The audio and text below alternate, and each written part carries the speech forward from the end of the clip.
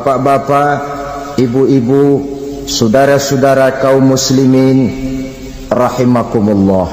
Di dalam kehidupan kita sebagai seorang muslim, minimal 5 kali dalam sehari semalam kita mendengar seruan untuk mendirikan solat yang disebut azan. Ada kalimat menarik di dalam kalimat azan itu, yakni seruan hayya 'alal falah, marilah menuju kepada keberuntungan, marilah meraih kemenangan. Seruan ini adalah kecenderungan dari setiap manusia, apapun warna kulitnya. Artinya, setiap orang dalam hidup selalu ingin meraih dan mencari kemenangan. Kemenangan akan melahirkan kepuasan batin, dan kepuasan batin memberikan kebahagiaan. Sedangkan kekalahan melahirkan penderitaan batin, dan penderitaan batin menjerumuskan seseorang di dalam berbagai bentuk kerugian. Jikalau inilah seruan azan, maka masalahnya ialah apa yang menyebabkan kita meraih kemenangan.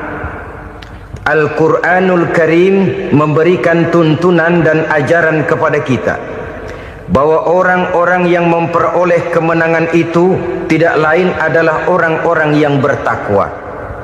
Hanyalah mereka yang bertakwa kepada Allah Subhanahu wa ta'ala pada akhirnya akan tampil sebagai pemenang. Lalu siapa orang yang bertakwa itu? Dijelaskan dalam awal-awal Al-Baqarah, orang yang bertakwa yang akan meraih kemenangan. Pertama, allazina yu'minuna bil ghaib, yaitu orang-orang yang beriman kepada yang gaib, percaya bahwa ada alam yang gaib, alam yang abstrak, alam yang tidak bisa dijangkau oleh salah satu daripada panca indera kita. Mereka percaya dan beriman kepada adanya malaikat, beriman kepada adanya iblis dan jin, beriman kepada adanya alam kubur, beriman kepada adanya alam mahsyar, beriman kepada adanya alam akhirat, beriman kepada adanya surga dan neraka. Beriman bukan cuma sekedar beriman dalam ucapan bibir saja, tetapi beriman yang nilai iman itu mampu mewarnai gerak dan gaya hidupnya. Iman yang meresap sampai ke tulang sumsum, kemudian memberikan dampak positif di dalam kehidupan manusia. Alam, kita tahu, adalah sesuatu yang selain Allah, dan Allah bukanlah alam. Apapun namanya selain daripada Allah, itu adalah alam. Alam pada hakikatnya terbagi menjadi dua. Ada alam syahadah, alam nyata, alam konkret, alam yang bisa dijangkau oleh salah satu indera kita. Kemudian ada alam ghaib, alam yang tidak bisa dijangkau oleh panca indera kita, alam metafisika, alam abstrak, alam yang wajib kita imani keberadaannya. Kita percaya bahwa malaikat itu ada, kita percaya kepada jin, bahwa jin itu ada, kita percaya kepada adanya iblis dan setan. Bukan percaya kepada iblis dan setannya, percaya bahwa iblis dan setan itu ada. Itu termasuk salah satu daripada sifat orang yang bertakwa kepada Allah. Saudara-saudara kaum muslimin rahimakumullah, kecenderungan pembangunan yang lebih bersifat materialistis biasanya menggeser aspek kehidupan rohani. Orang berpikir empiri, dan dalam pola pikir yang demikian, maka alam gaib tidak lagi mendapat perhatian. Aspek kehidupan yang bersifat rohaniah malah mulai ditinggalkan. Akibatnya terjadilah kepincangan di dalam kehidupan kita. Pernah ada satu pengalaman pribadi. Dalam perjalanan kembali ke tanah air, dalam pesawat di sebelah kanan saya duduklah seorang Jerman namanya Heiner Simonsen. Iseng saya ajak kenalan, saya ajak ngobrol, saya tanya dia. Saya bilang, Mas Henner ini, kalau pesawat yang kita tumpangi ini jatuh ke bawah, kira-kira apa yang bakal terjadi, Mas? Dia bilang, kita semua akan mati. Begitu? Iya. Oke. Apa itu mati? Tanya saya. Dia bilang, untuk tahu apa itu mati, kita harus tahu lebih dahulu apa itu hidup. Saya pikir nih bule bisa ngomong juga. Baiklah kata saya. Apa hidup menurut Anda itu? Oh, hidup itu dia bilang, kalau seluruh anggota badan kita bekerja secara normal. Paru-paru memompa darah secara normal, jantung berdetak secara normal, sel-sel tubuh bekerja secara fit, dan organisme tubuh hanya mau bekerja secara normal. Dia bilang, kalau kita memberi makan yang cukup, menu yang teratur, dan gizi yang lengkap. Saya bilang, kesimpulannya apa, Ner? Dia jawab, hidup adalah dari tangan ke mulut. Life is from the hand to the mouth, kata dia. Hidup adalah dari tangan ke mulut. Jadi masalah hidup tidak lebih daripada masalah isi perut. Orang pergi pagi, pulang sore, peras keringat, banting tulang, perut yang dibelain. Saya bilang, you are wrong. Sampean salah, Ner. Kamu orang Islam bukan? Bukan. Pantas. Kenapa saya salah? Dia bilang, ya jelas salah. Salahnya di mana? Kamu ini manusia.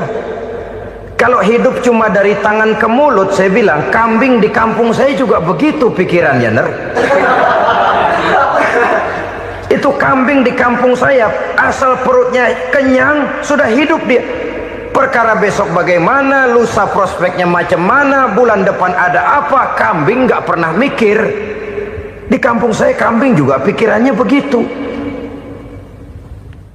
Kamu Kristen ya? Tadinya. Loh kok tadinya, lalu apa sekarang kamu ini? Dia bilang, sekarang saya netral. Saya tidak beragama, tapi saya percaya kepada Tuhan sebagai pencipta alam. Saya ingat benar dia bilang, I haven't any religious, but I believe to God as the creator of the world. Kenapa bisa netral begitu, Ner? Habis saya bingung katanya. Islam bilang Islam baik, Kristen bilang Kristen baik, Hindu Buddha bilang Hindu Buddha baik, semua agama baik. Saya netral sekalian, nggak beragama. Yang penting saya percaya kepada Tuhan. Saya bilang, Ner, kamu ini kayak orang mau beli celana, lalu bingung. Yang satu bilang Levi's bagus, yang satu bilang Blue Jean hebat, yang satu bilang Wool England hebat. Celana ini hebat, celana itu bagus, celana ini hebat. Semua celana bagus, kamu bingung. Akhirnya netral, tidak pakai celana. Itu juga salah. Saya pikir-pikir, kemudian saya melihat bahwa dua pola berpikir Henner ini nampaknya sudah mulai menggejala di lingkungan masyarakat bangsa kita. Disadari atau tidak, secara jujur kita harus berkata, dua pola pemikiran Henner ini mulai berkembang di tengah masyarakat bangsa kita. Pertama, pola pikir materialisme. Hidup adalah dari tangan ke mulut. Masalah hidup tidak lebih masalah isi perut. Itu yang perlu dibela, dan disitulah arti kehidupan. Pergi pagi, pulang sore, peras keringat, banting tulang untuk mempertahankan perut. Kalau sudah kemari cara orang berpikir, maka buat apa percaya kepada yang gaib? Untuk apa sholat? Untuk apa puasa? Untuk apa zakat? Untuk apa menghadiri majelis taklim? Tanpa kepercayaan kepada yang gaib, hidup berjalan menurut alur empiris dan materialis. Kalau sudah ke sana cara orang berpikir, biasanya orang lalu cenderung menghalalkan segala cara. Hanyalah orang yang percaya bahwa akhirat ada. Hanyalah orang yang percaya bahwa alam kubur itu ada. Hanyalah orang yang percaya bahwa malaikat itu ada, hidupnya akan lebih terarah dan terkendali. Karena kepercayaan kepada yang gaib, yang merupakan fase daripada kehidupan setelah hidup yang sekarang ini, mewarnai gerak pribadi seseorang di dalam dia melakukan kegiatan hidupnya. Pola berpikir materialisme, disadari atau tidak, mulai menggejala di lingkungan masyarakat bangsa kita. Hidup tidak lebih dari urusan tangan ke mulut, mulut ke tangan, tangan ke mulut. Asal perut sudah kenyang, hiduplah sudah. Perkara bagaimana prospek hari yang akan datang, bagaimana akhirat, tidak jadi persoalan. Ini yang oleh Nabi diperingatkan, ad-dunya sijnul mu'min wa jannatul kafir. Dunia adalah penjara bagi orang beriman dan surga bagi orang kafir. Dulu di zaman Belanda hadis ini pernah disalah tafsirkan, disalah artikan, digunakan sebagai senjata untuk mengkebiri dan membuat impoten umat Islam. Sudahlah umat Islam gak usah macam-macam, kata Belanda. Dunia ini kan penjara buat orang Islam, surga buat orang kafir. Di penjara jangan bertingkah.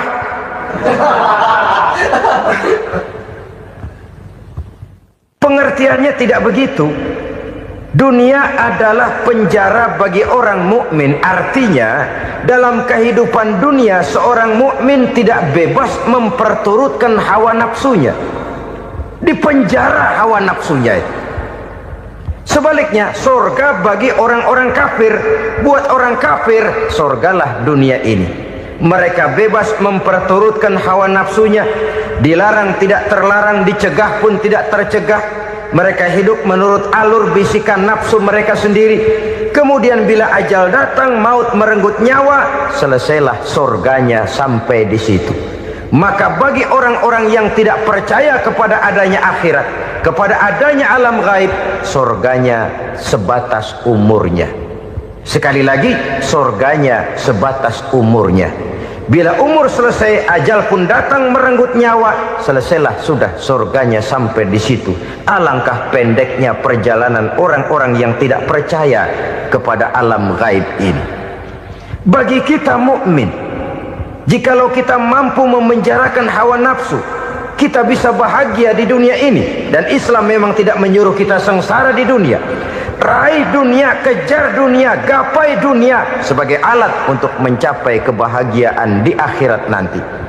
Hidup adalah satu perjalanan panjang yang terbentang sejak kita terlahir dari alam rahim sampai kepada alam akhirat nanti. Andai kata kita gagal meraih kebahagiaan di dunia, toh kita masih punya akhirat.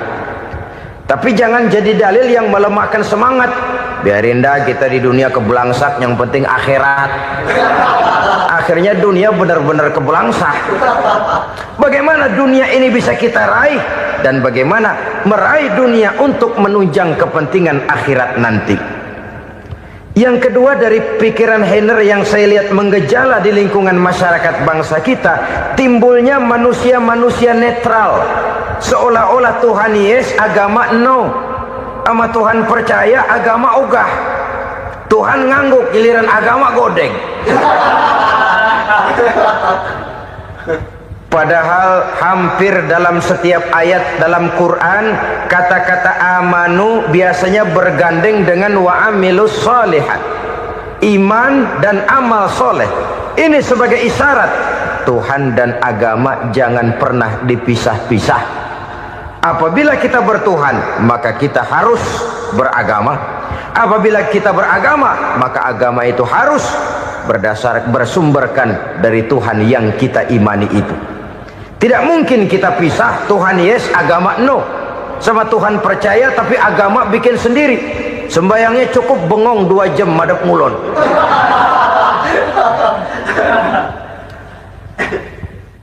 Saudara-saudara kaum muslimin rahimakumullah.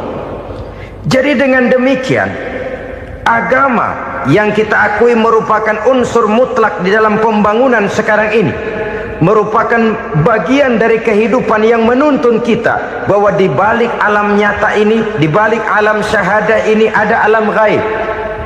Dan mudabbir, murabbi, yang mengatur, yang menguasai, yang memelihara baik dia alam nyata, baik dia alam gaib, tidak lain adalah Allah Subhanahu wa ta'ala. Di sana ada satu super power, satu maha kekuatan yang kita perlu bersandar kepadanya. Sebagai makhluk nyata yang hidup di alam nyata, berbuatlah secara nyata sebagaimana harusnya kita berbuat. Karena Islam jelas bukan agamanya orang pemalas. Islam jelas bukan agamanya orang yang mengajarkan setelah selesai sholat boleh duduk, nggelenggem ayam-ayam, ndelohom, menghitung bintang di langit sambil menunggu keajaiban. Tidak. Islam adalah agama yang mengajarkan apabila sholat sudah selesai kamu kerjakan, bertebaranlah di permukaan bumi, cari karunia Tuhanmu. Jangan hidup berpangku tangan menunggu keajaiban. Karena hidup bukan undian. Jangan berharap untung besar tanpa mau peras keringat. Tapi di sebalik itu toh kita juga harus yakin bahwa di sisi usaha nyata yang kita lakukan ada satu super power, satu maha kekuatan gaib yang menentukan berhasil dan tidaknya usaha kita.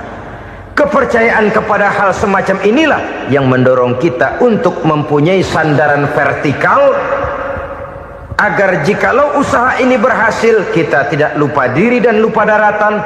Jikalau usaha ini gagal kita tidak putus asa dan buruk sangka, tidak cupik pandangan dan sempit hati, tapi mampu melihat persoalan dengan kacamata putih sambil husnuzon kepada Allah Subhanahu wa ta'ala.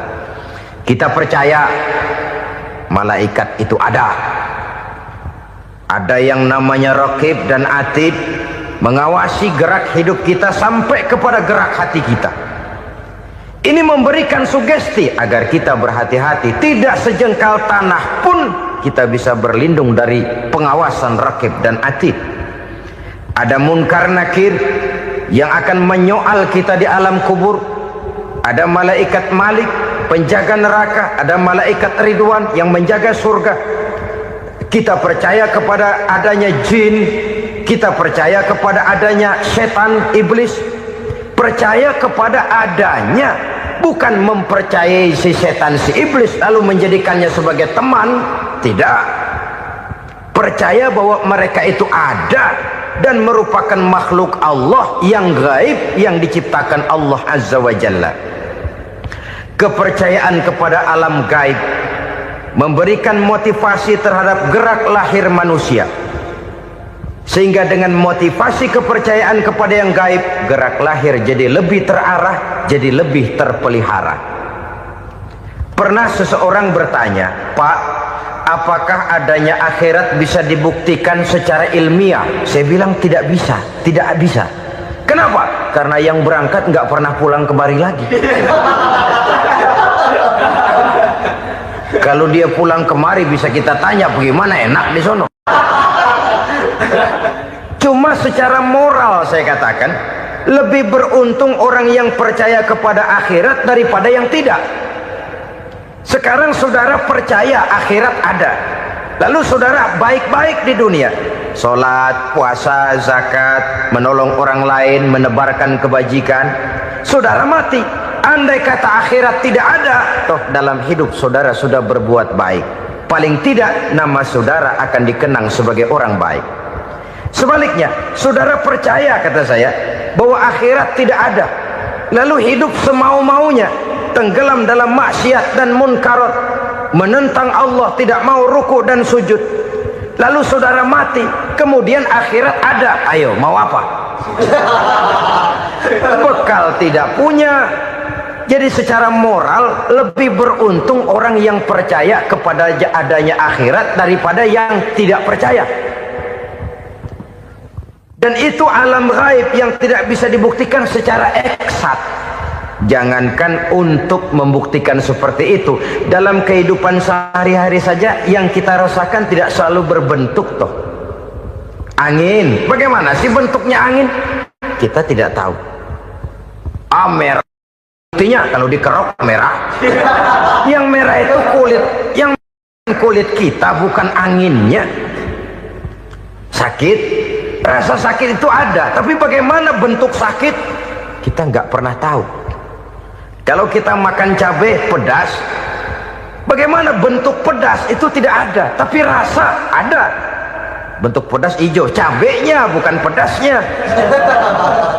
Tidak semua yang kita rasakan bisa kita gambarkan dalam bentuk yang konkret. Oleh karena itu, sekali lagi bahwa kepercayaan kepada alam yang gaib mampu memberikan satu sugesti yang menata kehidupan seseorang lebih lurus, lebih terarah, dan lebih terkendali. Maka wajar kalau kepercayaan kepada yang gaib mengantarkan seseorang untuk meraih kemenangan. Kenapa? Dia percaya kepada yang gaib, bahwa akhirat ada, bahwa alam kubur ada, bahwa pertanggungan jawab itu ada. Maka dia lalu tidak hidup saenae udele dewe gitu loh. Tidak hidup menurut seleranya sendiri, terarah, teratur. Ini cirinya yang pertama. Orang bertakwa yang akan meraih kemenangan, mereka beriman, mereka percaya kepada yang gaib. Bahkan hal-hal konkret saja selalu berangkat dari yang gaib. Saudara-saudara, para remaja, para pemuda sekarang ini tidak pernah tahu toh siapa yang akan jadi teman hidup saudara. Kita bisa saja ngerancang, mentargetkan, tapi toh akhirnya yang namanya jodoh bukan kekuasaan kita. Rezeki di luar kemampuan kita. Begitu juga ajal, maut, jodoh, ajal adalah contoh-contoh konkret bahwa pada akhirnya yang gaiblah yang menentukan. Bertahun-tahun ngelancong, emang jodoh seret nggak jadi.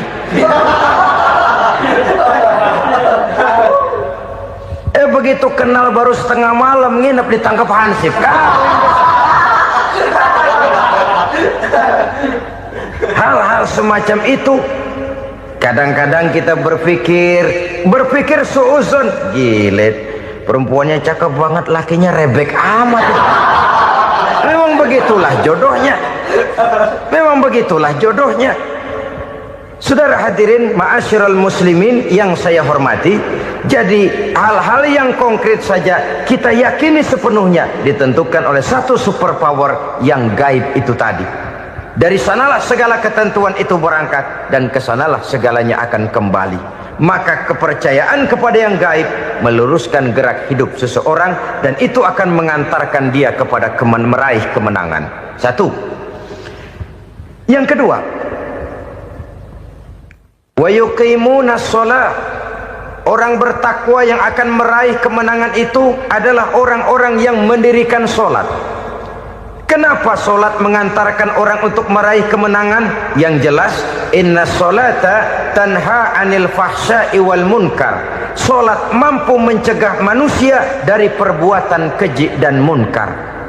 Banyak filsafat hidup yang terkandung di dalam sholat ini. Sejak kita wudhu sampai kita menghadap ke arah kiblat, sampai kita melakukan gerak-gerak sholat, bacaan-bacaan yang ada di dalam sholat, lalu sampai kepada mengucapkan salam. Banyak filsafat hidup yang terkandung di dalam sholat. Umpamanya saja, setelah takbiratul ihram mulai kita dengan sholat dalam posisi berdiri, diajarkan dalam kitab-kitab fikih agar kita melihat ke arah tempat sujud. Ini kan filsafat kehidupan. Kalau kamu sholat dalam posisi berdiri, lihat tempat sujud. Jangan sholat mata jelalatan, sebab nanti bisa mengurangi kekhusyuan. Jadi wajar kalau yang dikatakan bahwa yang paling afdol adalah shaf yang di depan. Kenapa? Secara harfiah pengertiannya akan lebih mengundang kekhusyuan. Kenapa? Kalau kita di shaf paling depan di masjid umpamanya paling banter kita lihat tembok. Tapi kalau kita shaf di tengah atau di belakang, orang-orang di depan kita pun akan kelihatan. Yang bajunya loreng, yang bajunya genggang, yang bajunya macam-macam. Kita lihat, kadang-kadang kita pikirin, ada yang bajunya bolong. Kita sholat tapi dalam hati, nih orang bajunya robek ya nggak tahu apa. Ada saja hal-hal yang mengusik kekhusyuan kita. Oleh sebab itu diajarkan dalam posisi berdiri, lihat, arahkan pandangan matamu kepada tempat sujud. Ini kan filsafat kehidupan. Maksudnya apa? Kalau lagi diri lihat dong tempat sujud. Kalau udah di atas ingat dong sama yang bawah. Kalau sudah tinggi, ingat dong dari mana kamu berangkat. Kalau sudah berkuasa, bantu dong yang lemah. Kalau sudah kaya, santuni dong yang miskin. Kalau sudah alim, bimbing dong yang awam.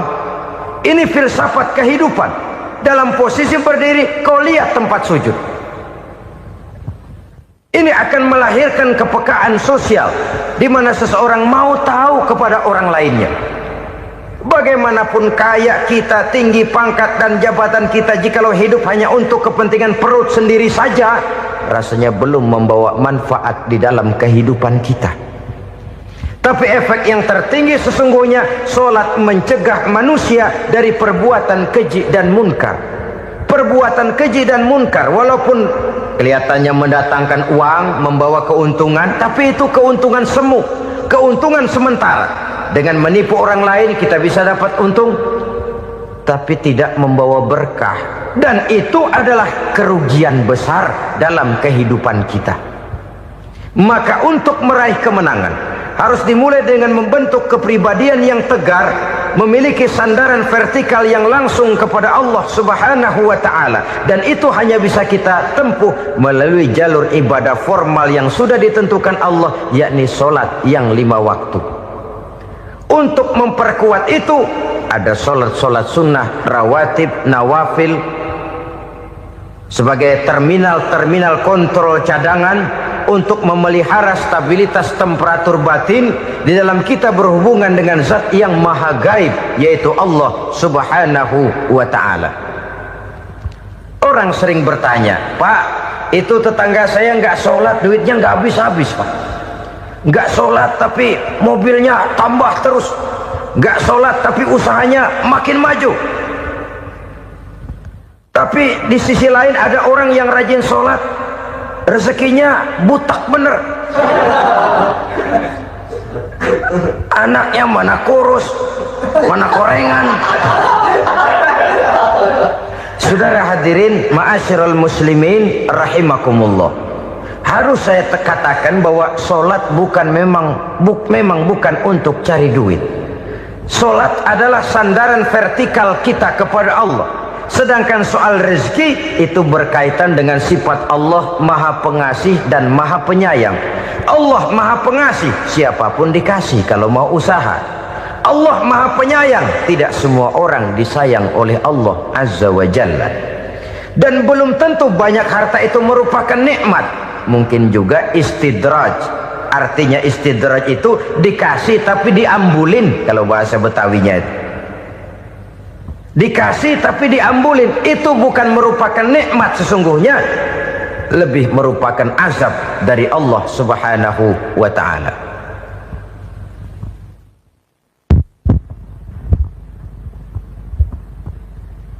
Agama mempunyai sistem solat, dan kita umat Islam telah dituntun oleh Allah Subhanahu wa ta'ala yang wajibnya 5 kali dalam sehari semalam mendirikan solat, dan itu tentu berada dalam jangkauan kemampuan manusia. Pada awalnya barangkali kita memang merasa solat itu satu kewajiban, tapi semakin kita hayati makna, manfaat dan filsafat yang terkandung di dalam ajaran solat, semakin sampai kita kepada keyakinan bahwa solat adalah keperluan kita. Sehingga pada waktu tertentu dinilai puncaknya, kita tidak lagi akan berkata saya wajib solat, tapi kita akan berkata saya perlu solat. Kalau kita sudah merasakan itu adalah keperluan kita, nah di sanalah kita baru akan merasakan ruginya kalau hal itu tidak kita laksanakan. Sepanjang kita masih berkata saya wajib solat, kita akan lebih merasakan dia sebagai beban ketimbang sebagai keperluan. Yang jelas Allah tidak memerlukan ibadah yang kita laksanakan ini. Dengan kata lain,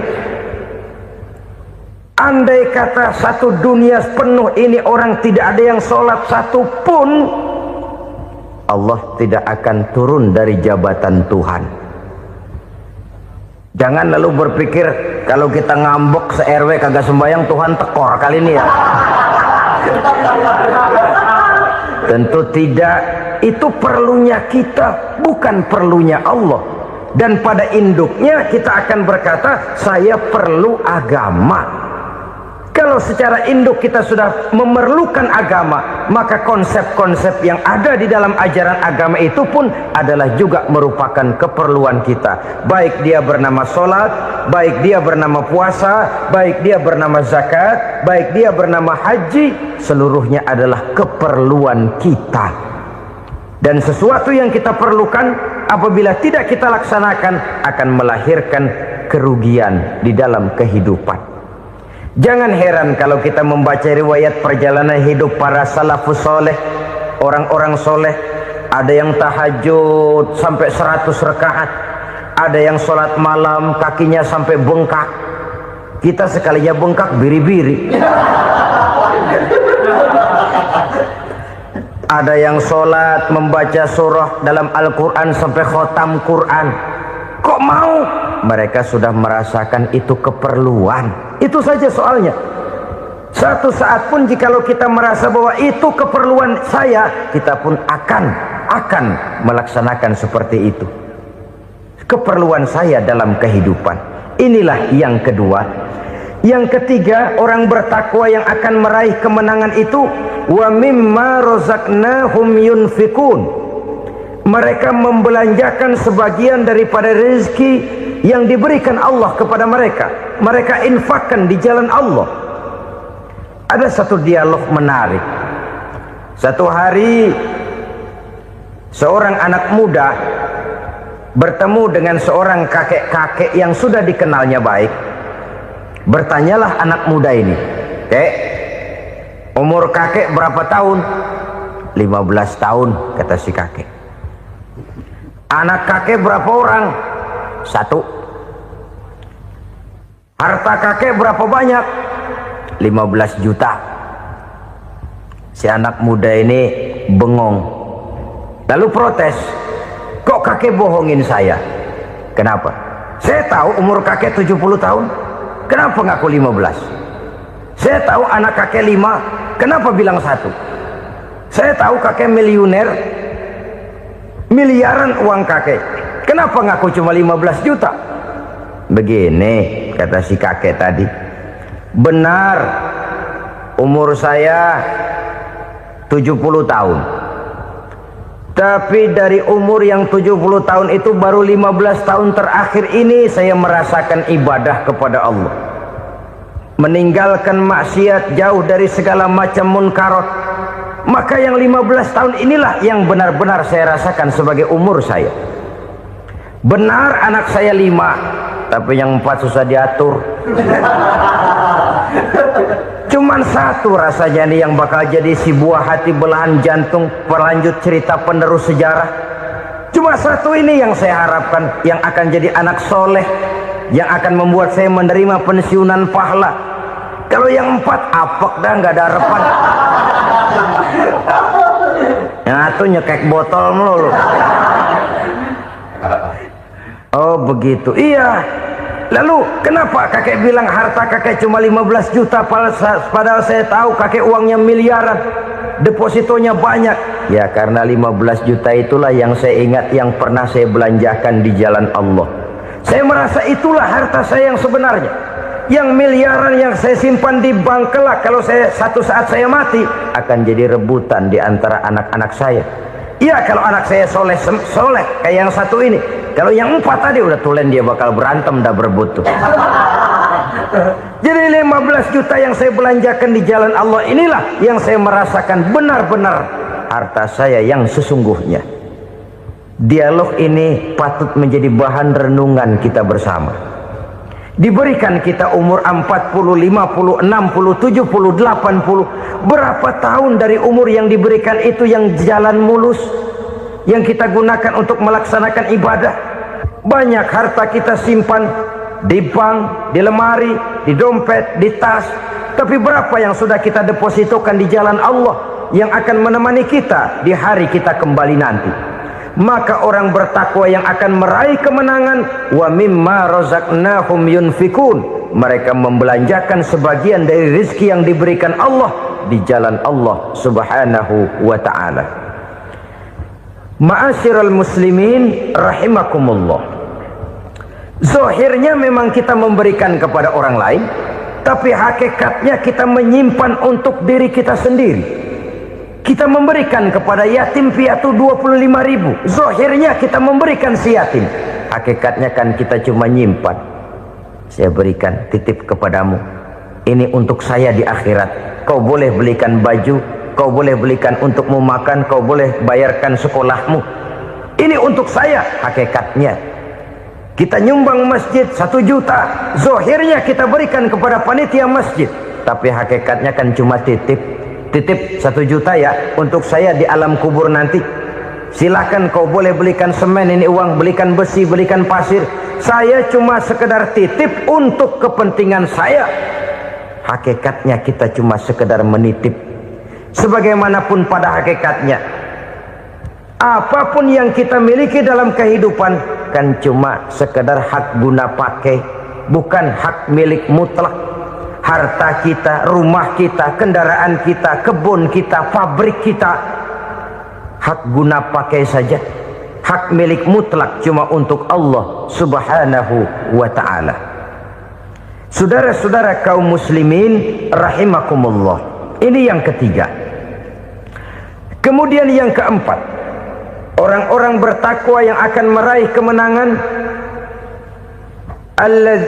allazina yu'minuna bima unzila ilaika. Mereka yang beriman, mereka yang percaya kepada apa yang telah diturunkan kepadamu Muhammad, ay Al-Quran, yakni Al-Quranul Karim. Setelah percaya kepada yang gaib, mendirikan solat, kemudian menginfakkan sebagian dari rezeki yang diberikan Allah, mereka juga lalu percaya kepada yang diturunkan terhadap Nabi, yaitu tidak lain Al-Quranul Karim. Sekali lagi di sini, percaya bukan hanya sekedar percaya saja, tetapi percaya lalu menjadikan Al-Quran itu sebagai pedoman hidup. Sebab memang Al-Quran itu adalah GBHM, garis-garis besar haluan muslim. Apa yang harus kita lakukan, apa yang harus tidak kita lakukan, bagaimana mestinya kita bertingkah laku dan berbuat, seluruhnya tercantum di dalam Al-Quranul Karim. Itu sebabnya ketika satu hari Aisyah ditanya bagaimana akhlak Rasul, beliau menjawab, kana Rasulullah sallallahu alaihi wasallam khuluquhul Quran. Akhlak daripada Rasulullah tidak lain adalah Al-Quran. Jawaban simpel ini memberikan gambaran bahwa keseluruhan daripada konsepsi Quran sudah diterjemahkan dalam kehidupan Rasulullah sallallahu alaihi wasallam. Karena kita tahu akhlak adalah keseluruhan dari gerak hidup manusia. Sejak ia berpribadi, berumah tangga, bertetangga, bermasyarakat, sampai kepada berbangsa dan bernegara, Al-Quran tetap memberikan sentuhan nilainya. Oleh karenanya, orang-orang yang bertakwa adalah orang-orang yang menjadikan Al-Quran sebagai pedoman dalam kehidupannya. Dan kita yakini Al-Quran diturunkan kepada Nabi Muhammad bukan merupakan produk Nabi Muhammad. Isi dan redaksinya langsung dari Allah subhanahu wa ta'ala. Kemudian cirinya yang kelima, orang bertakwa yang akan meraih kemenangan itu, wa ma unzila min qablika. Tidak hanya sekedar percaya kepada yang diturunkan terhadap Nabi Muhammad, yaitu Al-Quran, mereka juga percaya kepada apa yang pernah diturunkan kepada para nabi, kepada para rasul sebelum Nabi Muhammad. Percaya kepada adanya suhuf, percaya kepada adanya Taurat, percaya kepada adanya Injil, percaya bahwa Allah dahulunya sudah menurunkan Taurat kepada Musa, percaya bahwa Allah sudah menurunkan Injil kepada Isa, percaya Injil ada, Taurat ada, diturunkan Allah untuk Isa dan Musa, tetapi tidak wajib mengamalkannya karena kita sudah diberikan Al-Quranul Karim. Ini yang perlu saya garis bawahi. Kita percaya Allah telah menurunkan Injil dahulu kepada Isa. Kita percaya bahwa Allah telah menurunkan Taurat dahulunya kepada Nabi Musa. Kadang-kadang ini dijadikan dalih, dikacaukan pengertiannya. Quran saja mengajarkan bahwa orang yang bertakwa harus percaya kepada Injil, maka pakailah Injil. Apalagi kalau ayat sebelumnya ditilap, dihapus, dihilangkan, Injilnya yang ditekankan, maka akan terjadilah penekanan yang salah arah. Karena salah arah akhirnya bisa merusak dan menghancurkan akidah. Ketika Rasul suatu saat pernah ditanya orang, "Ya Rasul, bagaimana sikap kita sebagai muslim terhadap Injil yang ada sekarang?" Beliau menjawab, "La tukadzibuhu jami'an wa la tusaddiquhu jami'an." Jangan didustakan seluruhnya, jangan juga dibenarkan semuanya. Artinya, ini sudah merupakan gambaran dari Rasul bahwa dalam Injil yang ada sekarang masih ada ajaran-ajaran tauhid yang dibawa oleh Nabi Isa dan diajarkan kepada umatnya. Tapi juga dalam Injil yang sekarang ini sudah terkena intervensi dan investasi manusiawi. Karena itu Rasul menyimpulkan, la tukadzibuhu jami'an wa la tusaddiquhu jami'an. Jangan didustakan semua, jangan dibenarkan seluruhnya. Kita memang percaya Allah telah menurunkan Injil kepada Nabi Isa dulu, tapi kita tidak wajib mengamalkan Injil. Kita percaya Allah telah menurunkan Taurat kepada Nabi Musa, tapi kita tidak wajib mengamalkan kitab ajaran Taurat. Yang wajib kita percayai dan kita amalkan hanyalah Al-Quranul Karim. Kenapa? Oleh karena baik yang ada di dalam Taurat, baik yang ada di dalam Injil, tentu tercakup di dalam Al-Quran sebagai kitab terakhir yang diturunkan oleh Allah Subhanahu wa Ta'ala. Dan itu wajar. Kalau seorang pejabat mau mengeluarkan satu keputusan baru, tentu dia harus meninjau keputusan-keputusan lama. Andai kata dianggap tidak berlaku, dianggap tidak relevan lagi, maka keputusan-keputusan lama itu tentu sudah dianggap tidak berlaku. Sebagian daripada aturan-aturan dalam keputusan lama yang masih dianggap relevan tercantum dalam keputusan baru yang wajib diamalkan. Begitulah hubungannya antara Al-Quran, Taurat, Zabur, dan Injil. 4 kitab samawi yang diturunkan Allah masing-masing kepada Zabur untuk Nabi Daud, Taurat untuk Nabi Musa, dan Injil untuk Nabi Isa alaihi wassalatu wassalam. Ketiga-tiga kitab itu kita percayai adanya. Kita yakini Allah telah menurunkan Zabur, Taurat, dan Injil. Tapi kita tidak wajib mengamalkannya. Yang wajib kita mengamalkannya sekarang ini tidak lain hanyalah Al-Quranul Karim saja. Karena ia mencakup apa yang ada di dalam Zabur, apa yang ada di dalam Taurat, dan apa yang ada di dalam Injil. Keotentikannya bisa dipertanggungjawabkan.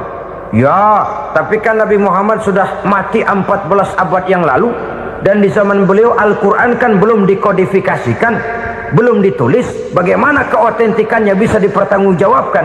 Mudah saja. Allah berjanji, inna nahnu nazzalna zikra wa inna lahu lahafizun. Kami yang menurunkan Al-Quran dan kami yang akan menjaga dan memeliharanya. Allah turunkan Quran, Allah menjaganya. Bagaimana cara Allah menjaga Al-Quran itu? Banyaknya orang-orang yang hafaz Al-Quran. Hafaz Al-Quran 30 juz, 114 surah, 6.666 ayat. Sehingga jangankan satu kata, jangankan satu ayat, satu kalimat saja berubah sudah akan timbul reaksi dan mudah dimengerti. Kenapa? Banyak orang-orang yang hafaz Al-Quran. Sedangkan pada setiap akhir tahun biasanya malaikat Jibril selalu mengadakan checking terhadap ayat-ayat yang diturunkan pada waktu itu. Di zaman Nabi sendiri sudah ada usaha kodifikasi. Dan yang lebih luar biasa lagi, sampai hari ini tidak seorang pun mampu membuat satu ayat saja semacam Al-Quran. ke bahasa manapun dia diterjemahkan, naskah aslinya tetap ikut, rujukan dasarnya tetap ada. Berdasarkan itu maka tidak mungkin terjadi penyelewengan terhadap atau pemalsuan terhadap ayat-ayat Al-Quranul Karim. Kesuciannya, keotentikannya, kemurniannya bisa dipertanggungjawabkan. Ma'asyiral muslimin rahimakumullah. Oleh karenanya konsepsi dasar daripada ajaran Islam ini memang tidak lain adalah Al-Quran dan Sunnah. Isi daripada agama Islam yang merupakan iman, Islam dan ihsan, konsepsi dasarnya tidak lain adalah Al-Quran dan Sunnah Rasulullah Sallallahu Alaihi Wasallam. Maka yang kita perlukan sekarang ini adalah terjemahan Al-Quran di dalam kehidupan kita. Dengan demikian maka gaya kehidupan yang lebih Qurani itulah yang kita dambakan. Kita perlu memang terjemahan Quran dalam bahasa Inggris, dalam bahasa Belanda, dalam bahasa Jepang, tapi yang lebih kita perlukan adalah terjemahan Quran di dalam kehidupan kita. Konsekuen, tidak memanipulasi, ringan sama kita jinjing, berat sama kita pikul. Jangan kalau lempengan ayat Quran tuh kira-kira enak diamalin, keras teriakan kita. Giliran kira-kira ayat Quran itu mukul kepala kita sendiri, diam kita. Itu ciri yang pernah disindir Allah dalam awal-awal Baqarah juga. Ciri beragamanya orang yang munafik. Kullama adha'a lahum masyawfih, kata Allah. Wa iza azlama alaihim qamu. Apabila terang mereka jalan, apabila gelap mereka berhenti. Artinya kalau kira-kira di Islam nguntungin, rame-rame pada teriak Islam. Tapi ketika diminta untuk berjuang, ketika dituntut untuk berkorban, rame-rame mengundurkan diri. Nasib agama tidak ubahnya seperti daun pisang yang dikait orang di tepi jalan lantaran tak berpayung di ketika hari hujan. Manakala hujan usailah sudah, daun itu pun dicampakkan di tepi jalan, diinjak pula orang nan lalu. Artinya orang menjadikan agama cuma sebagai lipstick, decoration only, tidak konsekuen. Hanya pada saat-saat kelihatannya Islam membawa keuntungan, rame-rame orang teriak-teriak tentang Islam. Tapi jikalau diminta berjuang, jikalau dituntut untuk berkorban, biasanya rame-rame juga mengundurkan diri. Jangan heran kalau mayoritas hitungan kita, tapi minoritas peranan kita. Kuantitas kita dalam jumlah, tapi dalam kualitas kita lebih sering jadi penonton daripada jadi pemain. Padahal itu sangat tidak boleh terjadi. Umat Islam di Indonesia harus bangkit. Umat Islam di Indonesia harus sadar akan keberadaannya. Tidak boleh hanya jadi penonton berpangku tangan, karena memang agama kita juga mengajarkan untuk konsekuen di dalam menjabarkan ajaran-ajaran daripada agama kita. Kita sering jatuh menjadi umat yang lemah oleh karena kita ini tidak pandai menggalang kebersamaan yang diakibatkan tidak konsekuennya kita. Diistilahkan bahwa umat Islam di dalam menggalang kebersamaannya itu harus seperti orang main sepak bola. Saudara-saudara kan tahu orang main sepak bola itu. Orang main sepak bola, kalau pertandingan belum dimulai sih silakan saja kumpul di luar lapangan, atur strategi yang baik. Tapi kalau pertandingan sudah dimulai, turun ke lapangan hijau, jangan kumpul terus. Ada sepak bola gotong royong, mundur-mundur rame-rame, depan ke depan kumpul melulu mainnya. Kalah.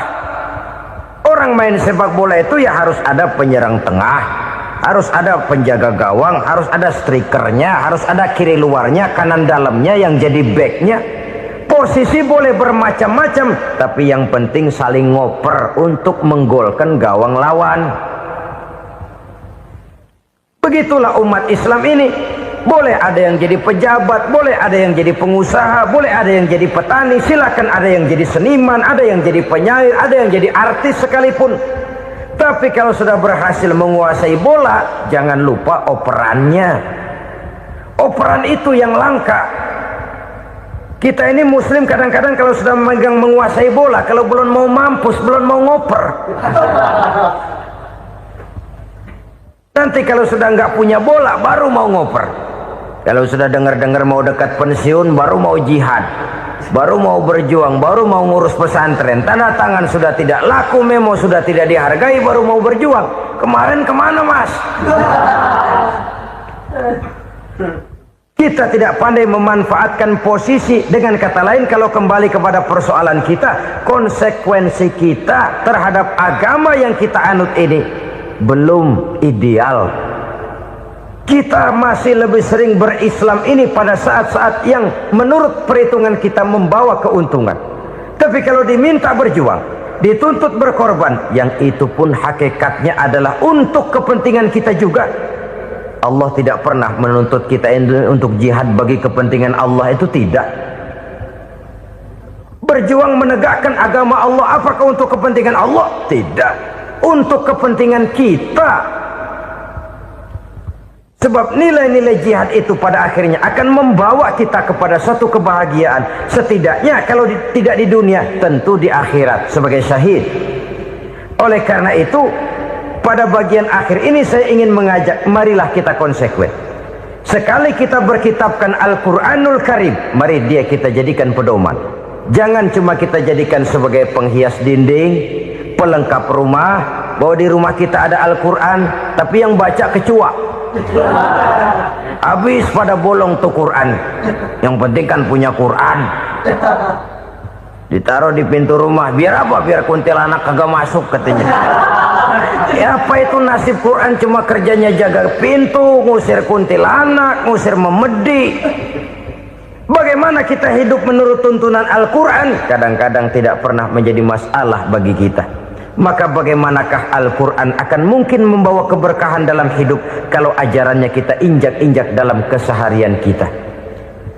Mewujudkan gaya hidup yang lebih Qurani, itulah yang akan kita rintis di dalam kehidupan kita, bertahap, step by step, menurut kemampuan yang ada pada kita. Jika jalan ini tidak bisa kita selesaikan, percayalah akan ada generasi penerus yang akan melanjutkan usaha dan cita-cita mulia itu. Jadi percaya kepada Taurat, percaya kepada Injil, sekedar percaya Allah dahulunya sudah menurunkan itu, tapi kita tidak wajib mengamalkannya. Kenapa? Generasi Injil masa berlakunya sudah kedaluarsa. Taurat masa berlakunya sudah kedaluarsa. Injil pernah berlaku untuk orang Nasrani di zaman Nabi Isa. Taurat pernah berlaku untuk orang Yahudi di zaman Nabi Musa.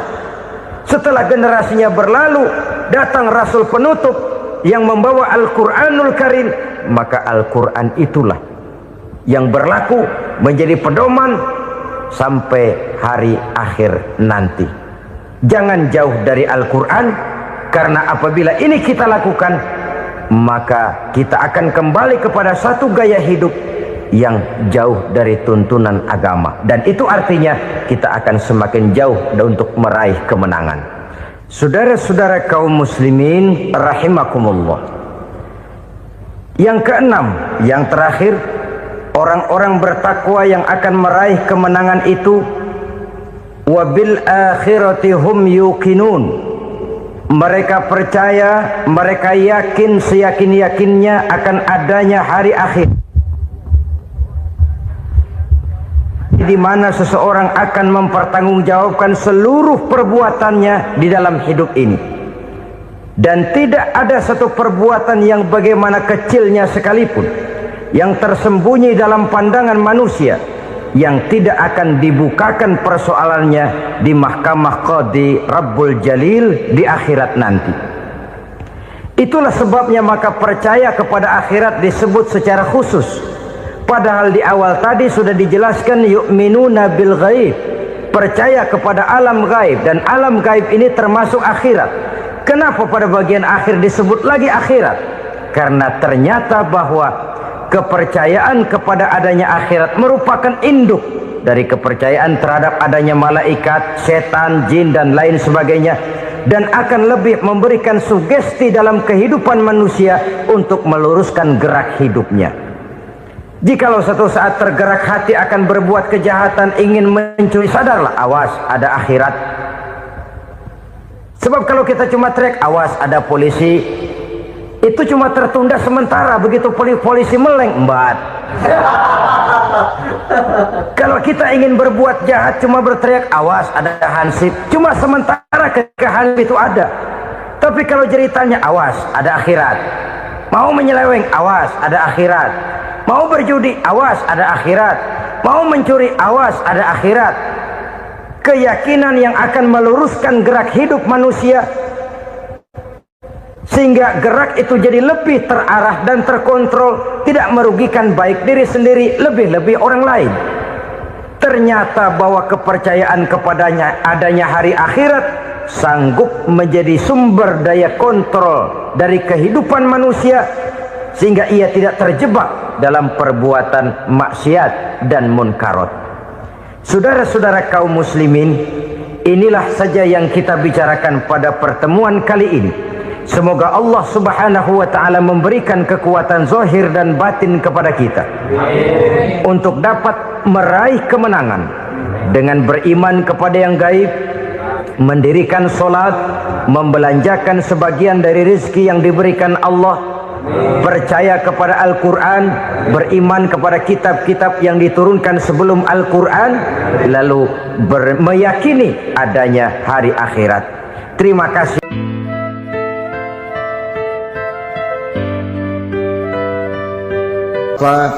Ibu-ibu, saudara-saudara kaum muslimin rahimakumullah,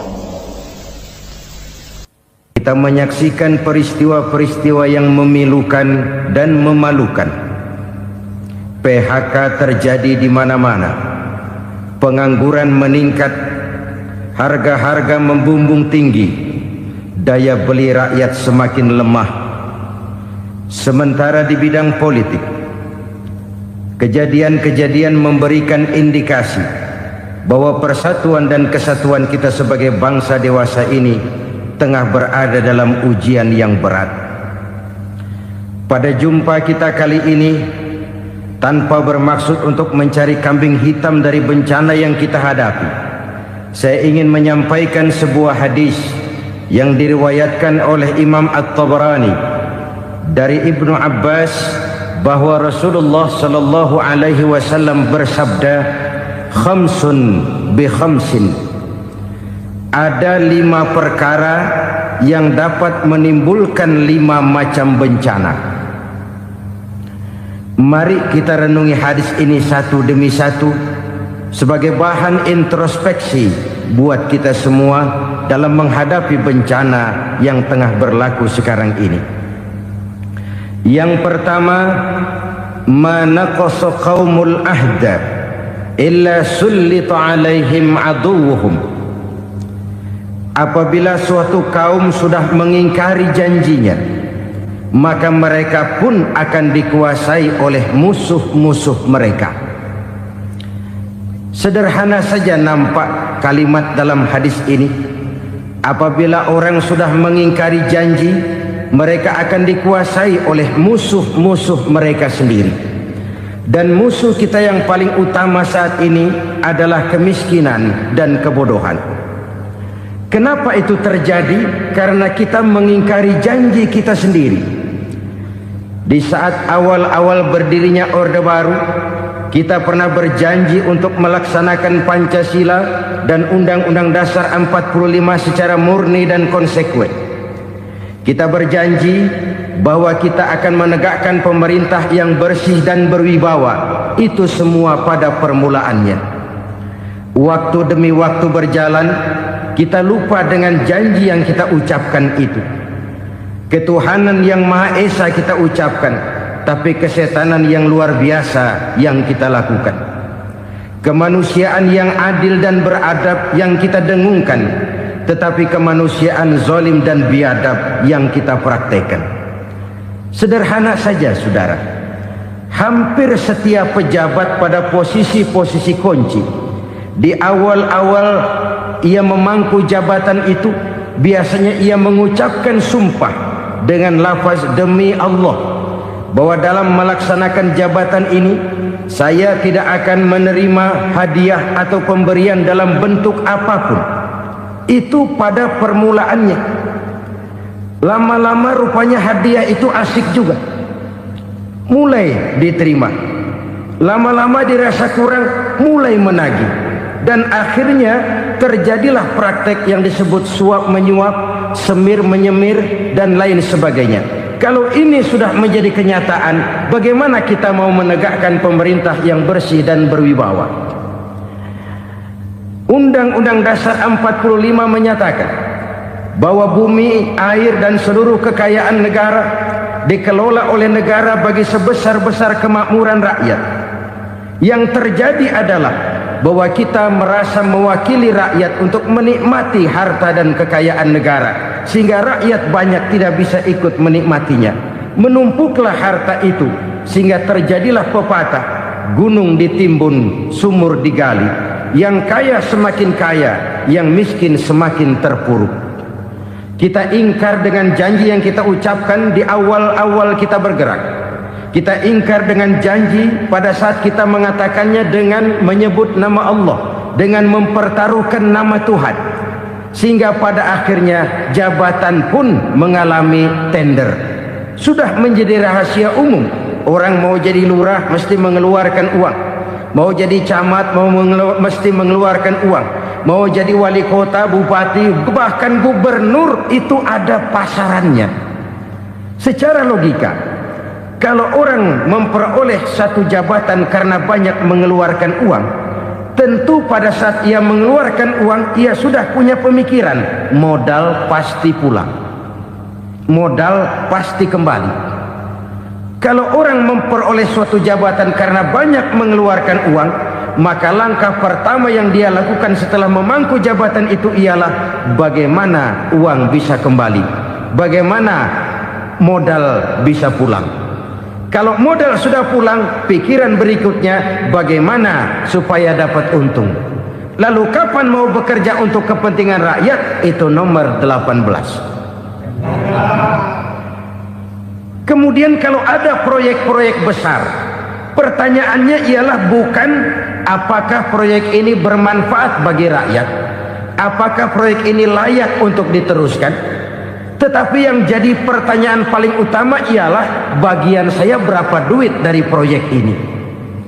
Kita bisa lihat proyek, mega proyek lahan 1 juta hektar di Kalimantan Tengah, triliunan rupiah, dan proyek itu gagal. SD Inpres bulan ini diresmikan, bulan depan retak. Jembatan-jembatan bulan ini gunting pita, bulan depan runtuh. Kita ingkar dengan janji. Kita berkata kita bekerja untuk kepentingan rakyat, tapi kita tidak pernah mengenal rakyat itu. Apabila suatu kaum sudah mulai mengingkari janji, maka mereka akan dikuasai oleh musuh-musuh mereka.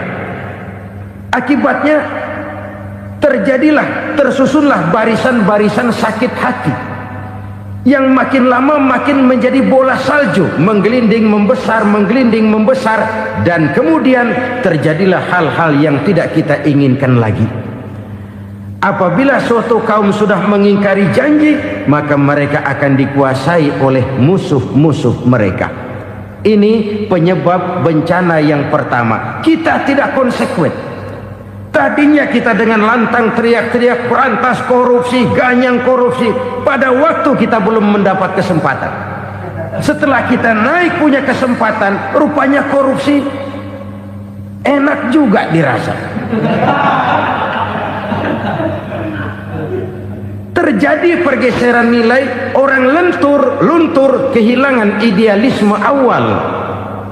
Lalu untuk menghibur diri, menutup kesalahan, kita gunakanlah pepatah bahwa tidak ada gading yang tak retak, bahwa kita harus mikul dhuwur mendem jero.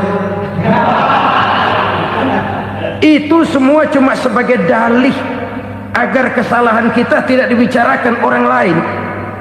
Padahal kita sendiri yang mengingkari janji, kita yang keluar dari komitmen awal kita. Kita berjanji melaksanakan Pancasila dan Undang-Undang Dasar 45 dengan murni dan konsekuen.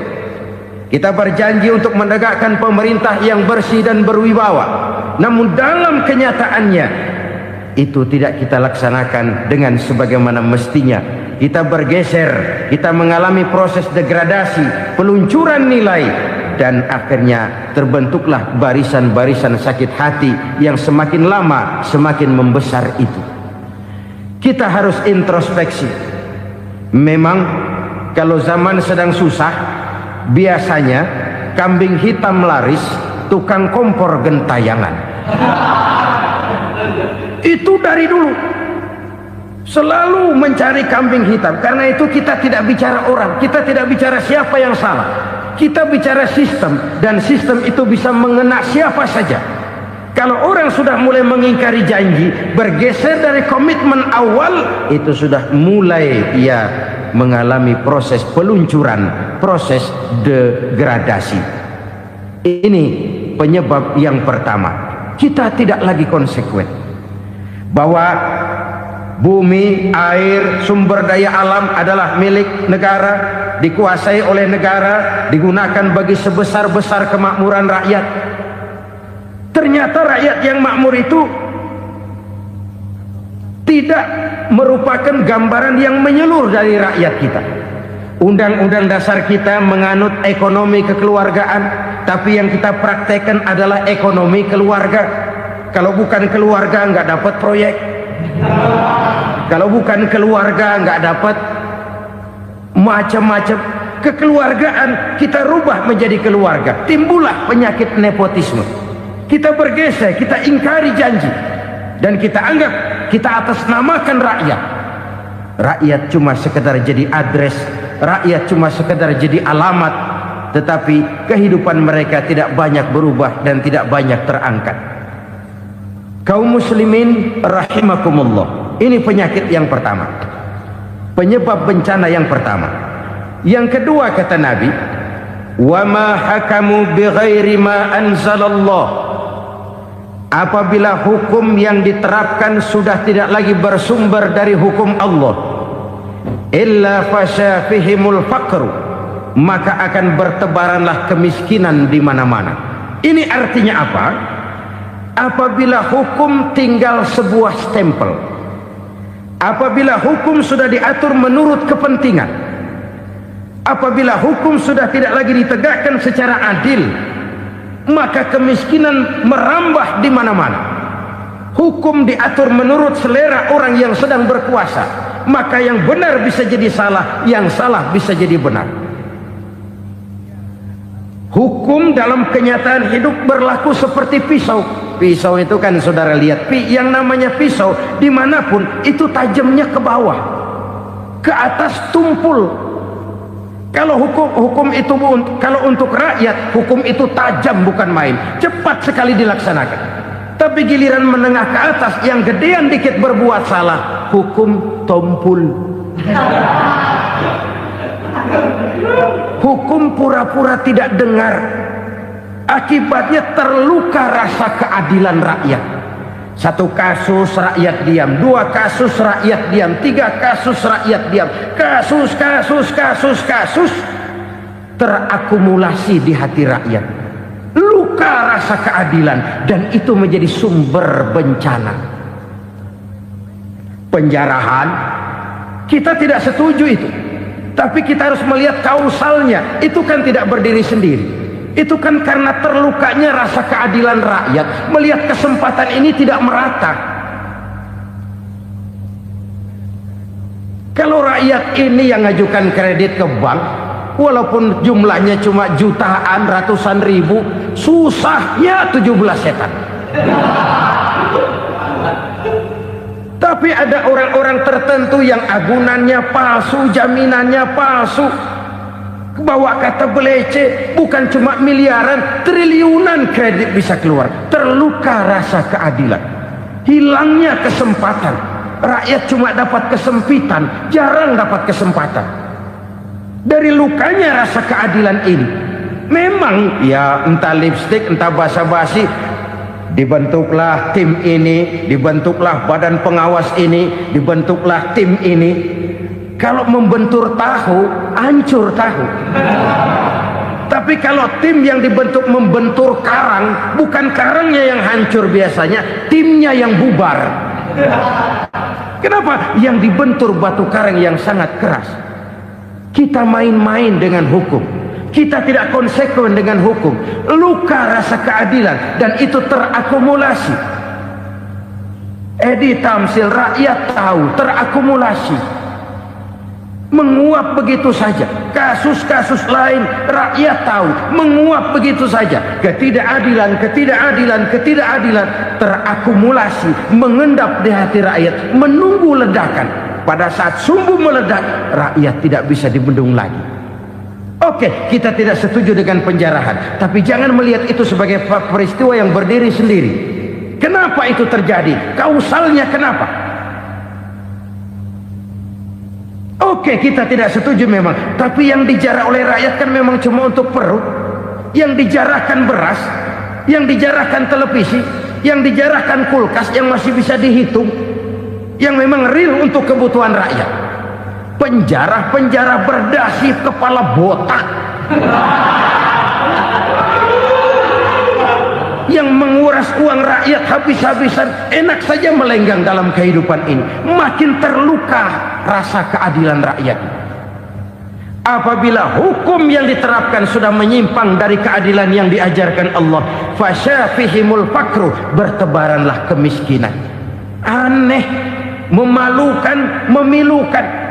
Sebuah negara agraris yang katanya pulaunya hijau royo-royo, Gemari Palau Jenawi Toto Tentem Kertora Harjo, yang tahun 93 pernah mendapat penghargaan dari FAO, Badan Pangan Sedunia, sebagai negara yang berhasil dalam swasembada pangan.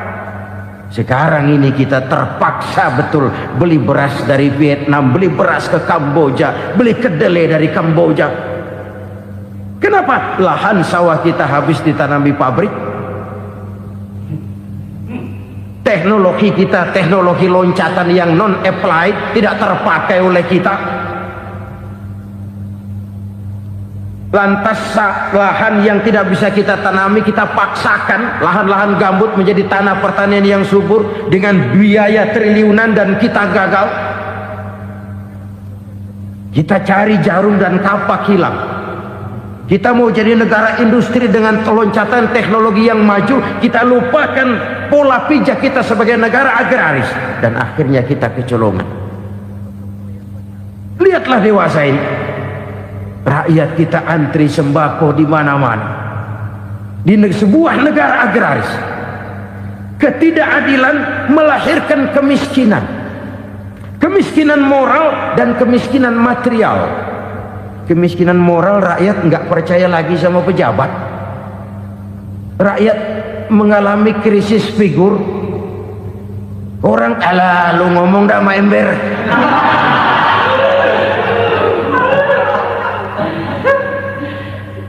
Penataran yang menghabiskan biaya miliaran itu melahirkan pejabat-pejabat korup. Pengawasan yang menghabiskan biaya miliaran itu ternyata impoten, mandul. Kemiskinan moral. Jujur saya berkata, saudara-saudara, setelah pintu reformasi dibuka, itu yang masuk memang macam-macam. Ada yang memang punya tujuan murni, konsekuen, dan punya konsep. Ada yang nunggu di tikungan, begitu mobil lewat nyamber pintu, berangkat ikut reformasi. Ada yang memanfaatkan momentum, mumpung, untuk nyampein unek-unek, ngerti nggak, pokoknya ngomong. Sehingga keadaan semakin rancu, kebingungan semakin menjadi-jadi, masalah yang paling urgen tidak terselesaikan. Sekarang ini orang berpikir mendingan jadi pala ular daripada jadi buntut macan. Buntut macan memang hebat macan, tapi kalau buntutnya cuma ugel-ugel di belakang buat apa? Mendingan jadi pala ular kecil juga nyaplok. Artinya ya biar kecil juga kalau punya partai kan gagah. Lalu rame-rame bikin partai kayak bikin arisan. Orang makin mengalami dislokasi. Semua mau jadi pahlawan, semua mau nomor satu, semua ngomong iya kalau bidangnya, kalau bukan makin rancu. Marilah lewat kesempatan ini saya mengajak kita untuk tahu diri. Biarkan politisi ngomong politik, biarkan ekonom menata ekonomi, biarkan praktisi bicara soal hukum, biarkan rakyat munajat, istighfar, mohon pertolongan Allah. Tahu diri kita. Kalau memang ayam, kukuruyuk aja dah. Kalau memang kucing, ayo ngeong. Kalau kambing, silahkan ngembe. Udah tahu ayam, ngeong bunyinya. Suaranya palas, orang nggak ngerti, bingung, makin menjadi-jadi. Ibarat kesebelasan sepak bola bangsa kita sekarang ini, rame-rame mau bikin gol, kiper ikut nyerang sekarang. Memilukan dan bahkan memalukan. Wa ma hakamu bighairi ma anzalallah illa fasha fihimul fakru. Kalau hukum yang diterapkan sudah menyimpang dari keadilan yang diajarkan Allah, bertebaranlah kemiskinan di mana-mana. Coba sekarang ini yang punya duit bingung, apalagi yang kagak punya duit. Yang pengusaha gede ngeluh, apalagi yang pengusaha pas-pasan. Yang kagak punya beras, yang punya beras saja masih bingung, apalagi yang nggak punya beras. Ini sudah demikian merata. Dulu kita kagum mendengar konglomerat kelas buadah, kelas-kelas yang seakan-akan cuma ada dalam khayalan mereka, punya kekayaan miliaran dolar, triliunan. Sudahlah, seolah-olah nggak terjangkau sama kita. Weh, ternyata yang gede-gede itu juga gede utangnya.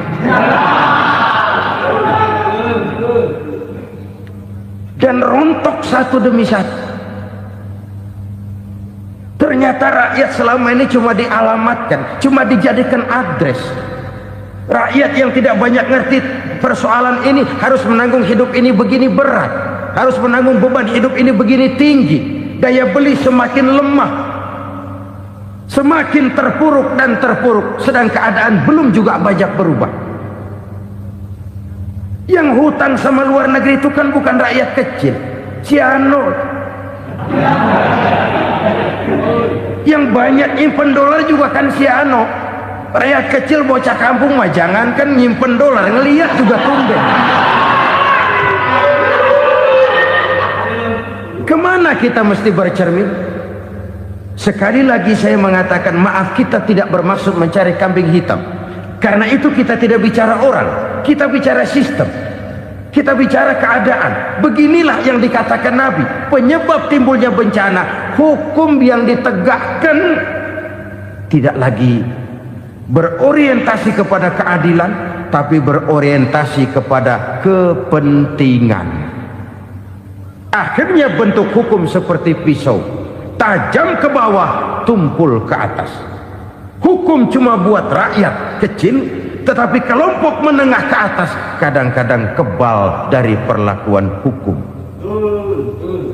Maka bertebaranlah kemiskinan. Iya, kemiskinan moral berupa lukanya rasa keadilan. Kalau rasa keadilan terluka, orang kan nunggu kesempatan, saudara.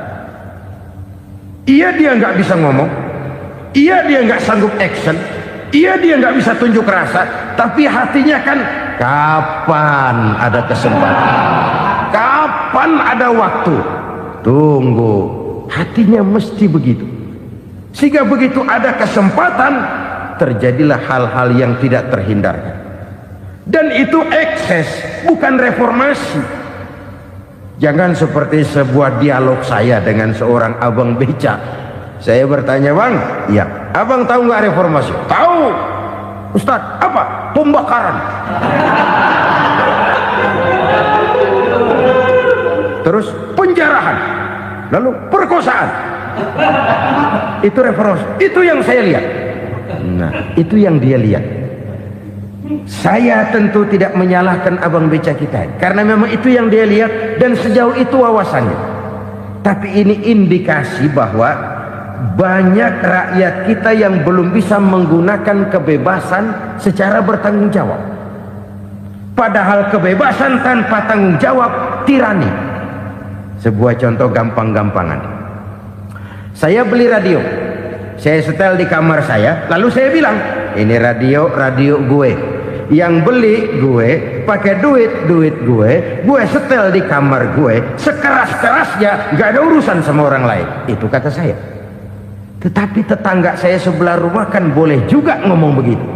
Kata tetangga saya, ini mata gue, yang ngantuk gue tidur di kamar gue, kenapa suara radio lu nyampe kemari? Artinya apa ini? Kebebasan saya nyetel radio dibatasi oleh kebebasan tetangga saya yang mau tidur. Tidak ada kebebasan mutlak. Kebebasan mutlak tanpa tanggung jawab kembali akan melahirkan tirani, kembali akan melahirkan pemaksaan kehendak. Dan itu lagi-lagi bukan demokrasi. Saudara-saudara kaum muslimin rahimakumullah. Ini penyakit yang kedua, lukanya rasa keadilan, terutama di kalangan rakyat kecil. Itu mengendap menjadi akumulasi dan menunggu giliran kapan bisa dimuntahkan. Dengan kata lain, rakyatnya udah banyak banget makan yang perutnya jadi enak, nyelam. Kapan nunggu muntahnya?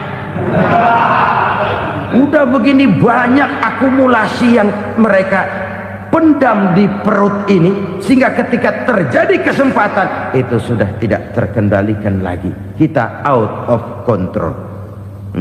Saya tidak mentolerir sikap-sikap kekerasan. Bahkan saya lebih cenderung bahwa kalau di rumah kita banyak tikusnya saja racuni, jangan rumah dibakar. Bahwa ada korupsi, iya. Ada kolusi, memang. Ada nepotisme, tentu. Tetapi tikusnya saja racuni. Jangan rumah dibakar. Masa mau ngusir tikus bakar rumah? Tikusnya lari, tikusnya selamat, rumahnya ewes-ewes.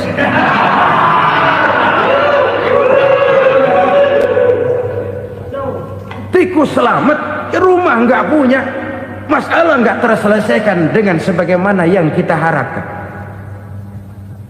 Kita sepakat ini negara hukum, dan di hadapan hukum semua manusia itu sama. Itu prinsip yang diajarkan Allah. Al-musawat bainan nas fi takalifil ahkam. Semua manusia sama dalam berhadapan dekat dengan hukum Allah Subhanahu wa taala. Kalau hukum sudah pandang bulu, itu jelas yang enak yang banyak bulunya. Siapa yang banyak bulunya? Monyet. Kalau hukum pandang bulu, monyet keenakan. Saudara-saudara kaum muslimin rahimakumullah, introspeksi. Mari kita bercermin bagaimana perjalanan hukum selama ini. Kalau introspeksi ini kita temukan, lalu ada upaya untuk memperbaiki diri. Jangan menggunakan tak ada gading yang tak retak, mikul duwur mendem jero untuk menutup-nutupi kesalahan orang. Padahal kesalahan itu sedemikian besar. Padahal rakyat kita tiap hari antri sembako. Ada yang sehari sekali makan, ada yang makan sudah bercampur tiwul, ada yang nasi sudah dicampur pisang, balik jadi orok lagi.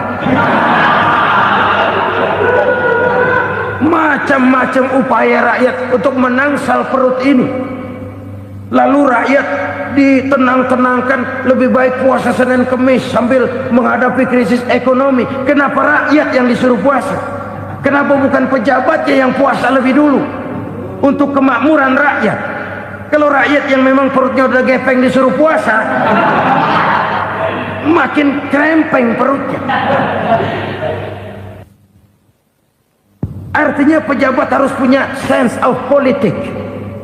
Ya tidak, puasa itu kan tidak cuma Senin Kemis saja puasa itu. Puasa perasaan, puasa menghargai perasaan yang sedang kondisi yang sedang dihadapi oleh rakyat. Bagaimana rakyat yang tengah antri sembako melihat pejabatnya lewat dengan mobil yang harganya sampai 1 miliar. Oh, inilah pemimpin saya.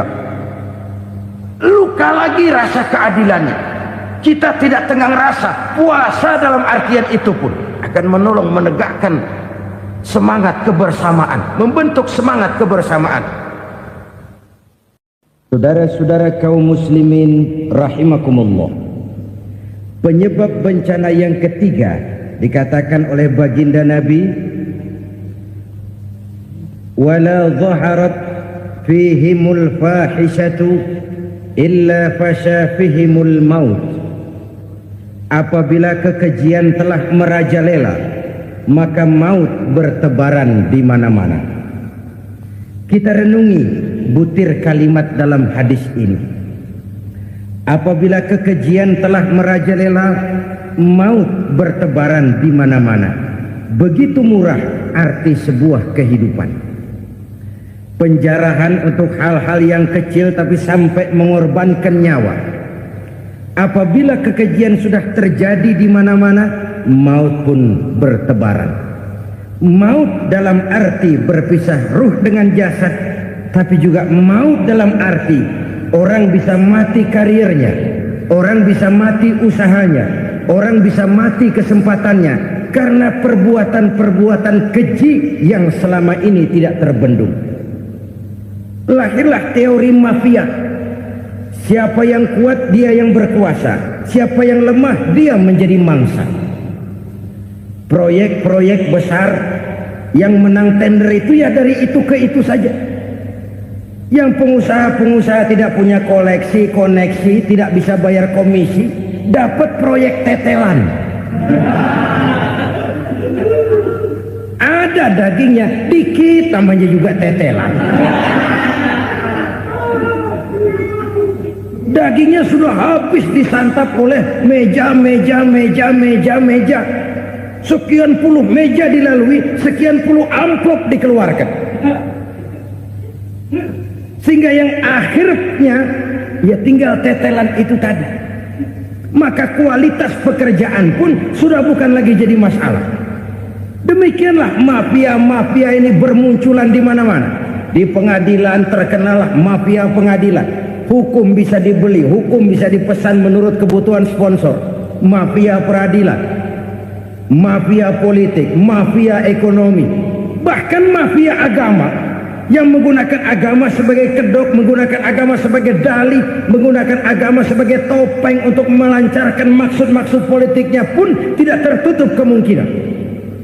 Apabila kekejian telah merajalela, maut bertebaran di mana-mana.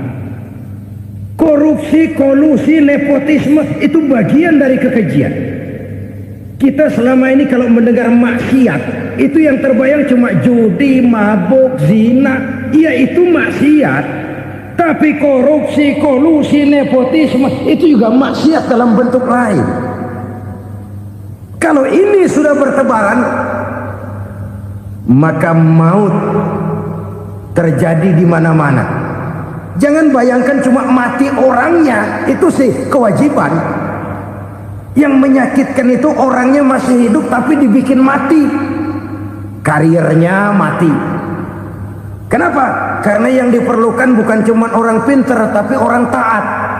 Biar pinter, kalau nggak taat minggir.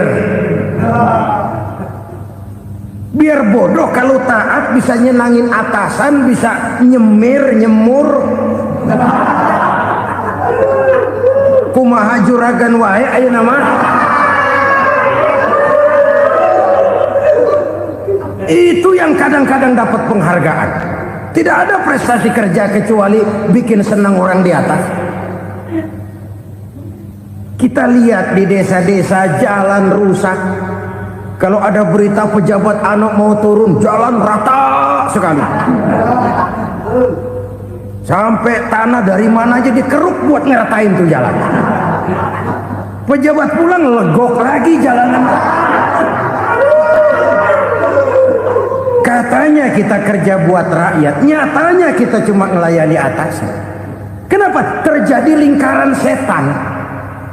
Seperti kata lagu Dul Sumbang itu, mahasiswa takut sama dosen, dosen takut sama dekan, dekan takut sama rektor, rektor takut sama menteri, menteri takut sama presiden, presiden takut sama mahasiswa. Muter balik lagi, lingkaran setan, lingkaran setan. Saudara-saudara kaum muslimin rahimakumullah, kekejian yang merajalela, praktek-praktek mafia yang tertuang dalam kehidupan sehari-hari menyebabkan orang mati karirnya, jasad masih hidup, karir mati, itu menyakitkan. Mati bisnisnya. Rakyat kecil pernah senang ketika cengkeh booming, harganya bagus, rakyat banyak yang pergi haji. Lalu mau ditata, lahir tata niaga cengkeh, malah amburadul. Harga cengkeh jatuh, petani cengkeh kecil menjerit. Siapa yang untung? Segelintir orang. Masihkah kita pakai atas nama rakyat untuk kepentingan nasional, padahal yang nyanyi cuma segelintir orang? Masihkah kita mau bohongi rakyat ini dengan mobil nasional tapi bikinan Korea? Masihkah kita mau bermain verbalisme, bermain kata? Ini sebuah masa lalu yang tidak perlu terulang lagi untuk masa-masa yang akan datang. Kekejian merajalela, orang mati karir, bisa mati usaha, mati bisnis. Usahanya maju, dirangkul, hancur. Usahanya maju, dipukul, hancur, tenggelam. Bahkan yang memilukan dan memalukan badan-badan usaha milik negara itu dikebiri sedemikian rupa sehingga tidak menghasilkan hal-hal yang bermanfaat buat negara. Saudara-saudara kaum muslimin rahimakumullah, kalau nafsu yang sudah mengatur itu semua, maka kekejian pun merajalela. Orang sudah pakai teori mafia, yang kuat dia yang menang, yang kuat dia yang berkuasa, yang lemah silakan minggir di sudut-sudut kehidupan. Kalau kekejian seperti ini merajalela, maut bertebaran di mana-mana. Banyak orang mati karirnya, banyak orang mati usahanya, banyak orang mati imajinasinya. Sekarang ini dalam dunia seni yang banyak karyawan seni, bukan seniman. Seniman itu kan dilahirkan, lain seniman, lain karyawan seni. Sekarang yang banyak karyawan seni, bukan seniman. Mati karir, mati imajinasi, mati improvisasi, sehingga kehidupan persis sinetron. Sinetron itu yang kita lihat rumah mewah, yang kita lihat rumah bagus. Gak pernah kita lihat di sinetron kita ini rakyat antri sembako. Kita dijejali hal-hal yang indah, yang wah, yang membuat kita tenggelam dalam gaya hidup instan, tenggelam dalam gaya hidup wah. Kita lupa dengan realitas keseharian di tengah-tengah masyarakat kita. Lahirlah kelompok-kelompok selebritis, dibesarkan oleh berbagai media. Selebritis pilek aja masuk koran, pilek.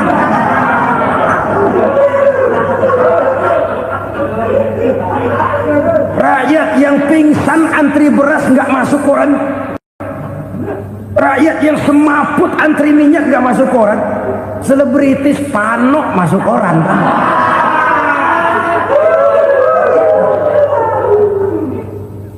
Kita besarkan hal-hal kecil, kita kecilkan hal-hal besar. Kenapa? Kita mengejar oplah, kita profit oriented, tidak lagi berorientasi kepada realitas hidup yang kita hadapi ini. Kalau kekejian sudah merajalela, kata Nabi, maka maut bertebaran di mana-mana. Maut dalam artian maut, coba lihat sekarang begitu murah nyawa. Karena 1000 perak orang mau nusuk bunuh. Karena beras seliter orang khilaf, begitu murah kehidupan.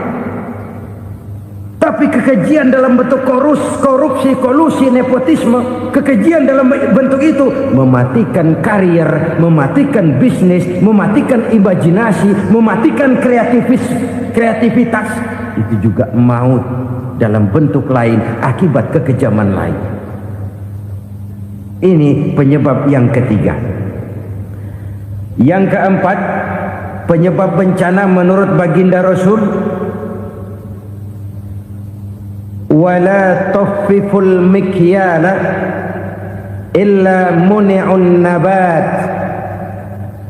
Apabila timbangan sudah dicurangi, maka tercegahlah tumbuh-tumbuhan. Apabila timbangan sudah mulai curang, maka terjadilah musim paceklik. Apabila bisnis sudah bergaya mafia tadi itu, kecurangan-kecurangan terjadi, tender di balik pintu, yang dimenangkan cuma kelompok-kelompok yang bisa memberikan presentasi yang besar, muni'un nabat, terjadilah paceklik. Paceklik, panen gagal, wereng ya wereng, kemarau panjang it's okay, air sulit iya, tetapi kan semua itu ada yang ngatur. Kemarau ada yang ngatur, belalang itu ada yang ngatur, air itu juga ada yang ngatur. Yang ngatur itu yang serba maha. Kalau ia murka melihat kecurangan timbangan, Allah itu kalau murka kan gampang saja, tinggal komandoin balang, lang, hancurin tuh sawah.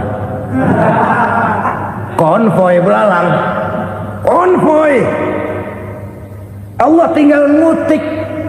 Angin El Nino, mampir lo ke Indonesia. Hujan nggak turun-turun, kemarau panjang.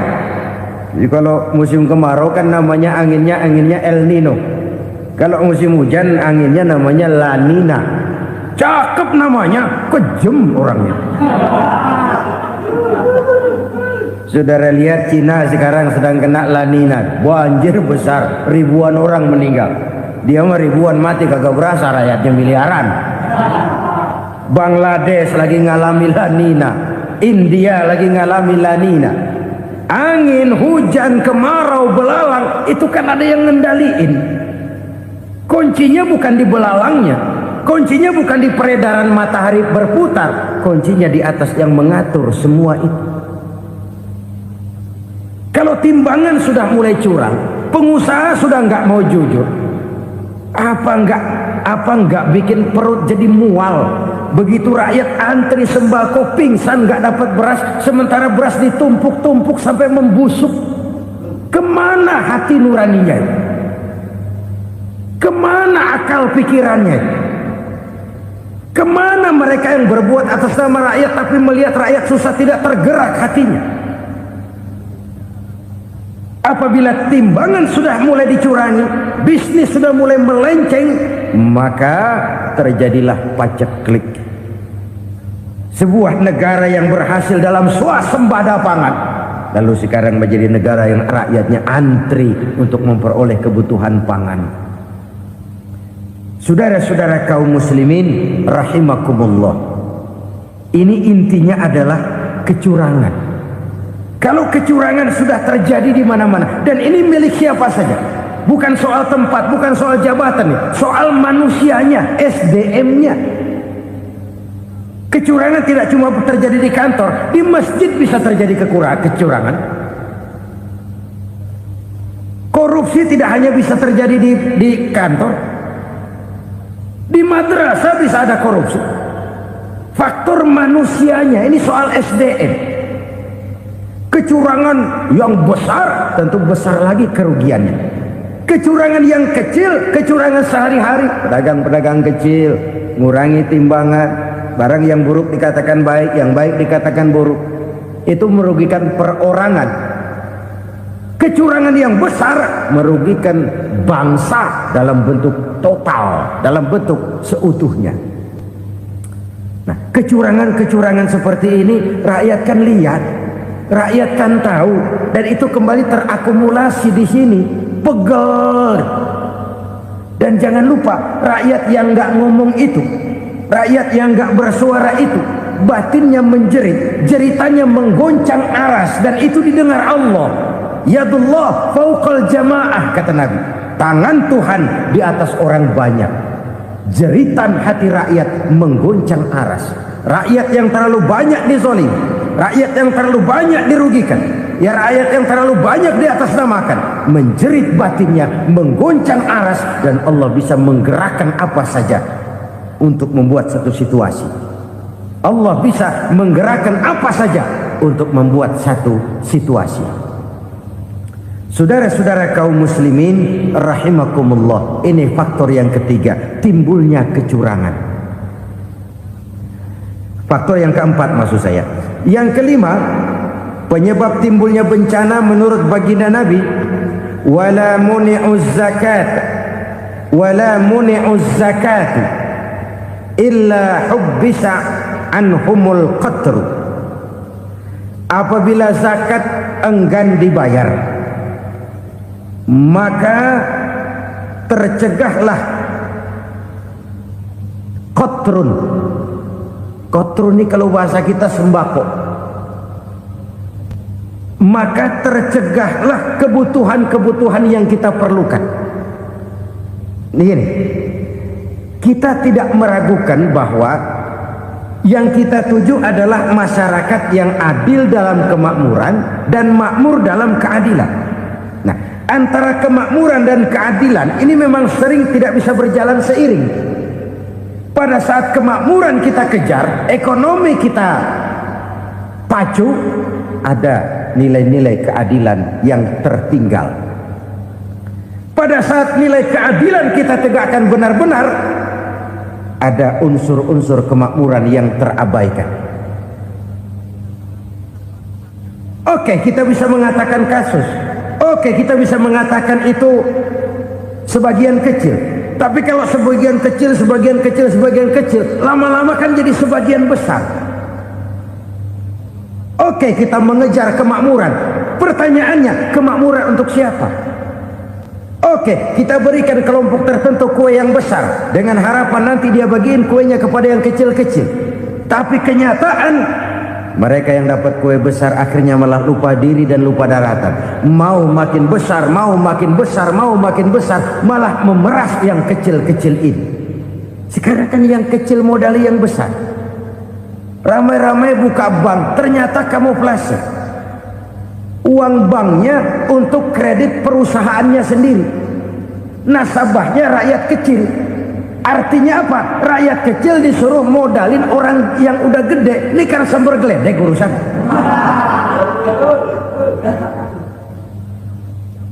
Ini kan permainan apa lagi? Rakyat kecil suruh modali yang gede. Nasabahnya rakyat kecil, kumpulkan uangnya di bank, kucurkan kredit kepada perusahaannya sendiri. Bukankah itu rakyat kecil suruh modali yang gede? Sudah begitu kejamkah kita untuk meraih keuntungan dengan mengorbankan orang kecil ini? Sudah tidak bicara lagi kah nurani kita melihat penderitaan orang yang semakin susah ini? Kalau zakat enggan dibayar, padahal zakat 2,5% saja, 2,5% saja. Kalau itu pun enggan, kalau zakat saja enggan, bagaimana pula yang namanya sedekah, bagaimana pula yang namanya infak, bagaimana pula yang namanya santunan, bantuan. Kadang-kadang lipstick nyumbang si nyumbang, cuman nyolongnya lebih gede. Ini namanya sumbangan lipstick. Buat lipstick itu kan buat ngumpetin bibir pucat. Itu fungsi utama lipstick. Buat ngumpetin korupsinya, nyumbang kegiatan-kegiatan sosial. Tapi yang dia korup lebih gede dari yang dia sumbangin. Lipstick kamuflase. Nepu kata anak sekarang.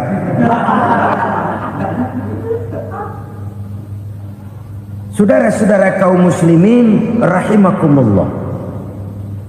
Demikian berat kewajiban zakat ini sampai di zaman Sayyidina Abu Bakar pernah keluar komando perangi orang yang enggan membayar zakat. Perangi.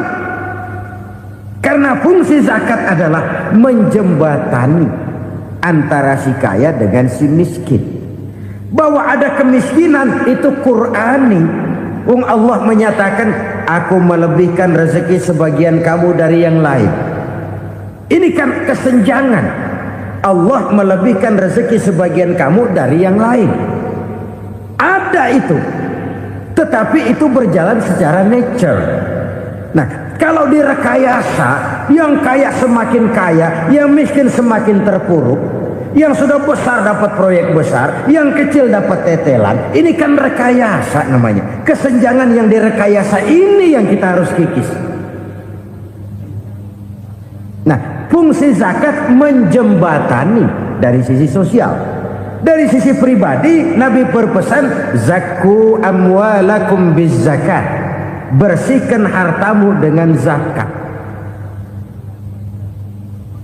Sekarang ada istilah nyuci uang. Uang hasil korupsi itu bisa dicuci, dijadikan uang bersih. Bukan pakai rinso, bukan. Pakai politiknya koruptor, diolah sedemikian rupa sehingga jadi uang resmi. Sudah memutik, itu termasuk yang disebut kejahatan kerah putih, white collar crime. Kejahatan kerah putih, kejahatan pakai dasi, kejahatan kelas kakap. Makanya orang mendingan goblok kagak bener daripada pinter kagak bener. Goblok kagak bener itu gampang ngurusinnya. Pinter kagak bener, ini yang berabe bener ngurusinnya.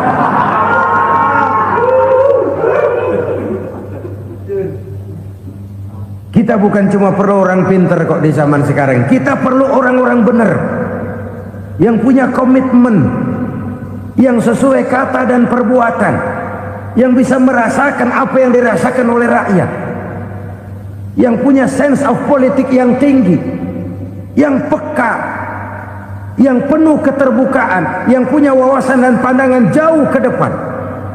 Dari sisi pribadi, zakat itu membersihkan harta kita.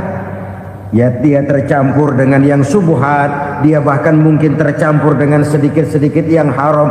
Itu zakku amwalakum biz zakat. Bersihkan hartamu dengan zakat itu. Pada sisi sosial ia menjembatani, pada sisi pribadi ia membersihkan harta kita. Karena itu kalau kita minta berdoa minta rezeki, syarat rezeki itu halalan thayyiban wasi'an. Nggak pernah kurang dari 3 itu. Halal, bagus, banyak. Halal, bagus, tapi sedikit, susah ngaturnya. Halal, banyak, tapi kurang bagus. Buat apaan? Bagus, banyak, tapi haram. Enggak ada artinya. Sebab kata Imamul Ghazali, kalau kau terlalu suka memakan makanan yang haram, dikunyah masuk ke dalam perut besar, digiling oleh perut besar, menghasilkan energi, menggerakkan sel-sel pembuluh saraf, kau juga akan cenderung berpikir yang haram. Kalau sudah cenderung berpikir yang haram, perbuatan pun akan mengarah kepada perbuatan-perbuatan yang haram. Dulu waktu kelompok Jimbaran 200 konglomerat Indonesia kumpul dihimbau supaya sekian persen kasih pengusaha lemah. Itu kan cuma sekedar belas kasihan, tidak banyak menolong keadaan. Dan bukan itu yang diperlukan pengusaha-pengusaha kecil. Yang diperlukan adalah berikan kami kesempatan seperti mereka dapat kesempatan. Berikan kami peluang seperti mereka juga dikasih peluang. Kalau cuma dikasih 100 juta, 200 juta hari ini, usaha kami nggak ada prospeknya, peluang kagak ada, kan sama juga bohong. Diceburin ke kali, disuruh berenang, tangan diikat, mendingan mampusin ketahuan. Ayo berenang, berlomba, tangan diikat, kaki diikat, sama saja nyuruh mati.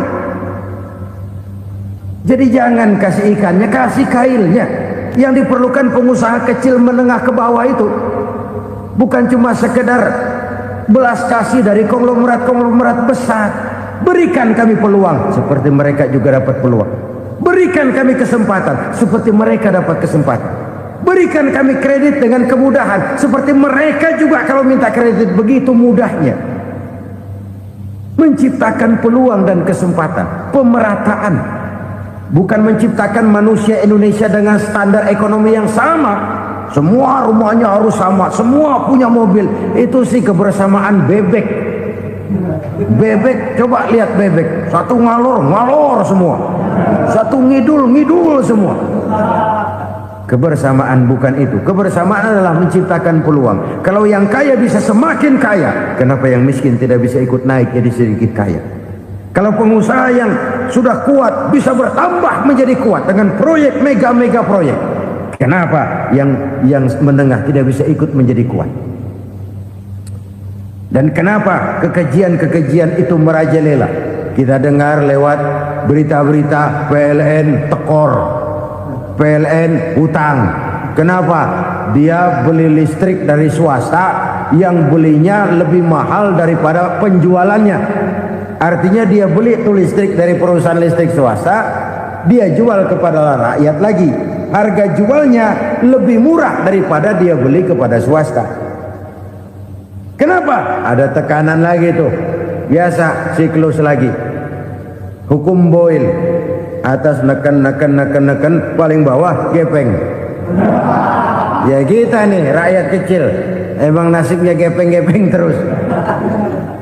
Saudara-saudara kaum muslimin rahimakumullah, dari 5 penyebab bencana ini kita ambil kesimpulan untuk sebuah renungan dan introspeksi kita bersama.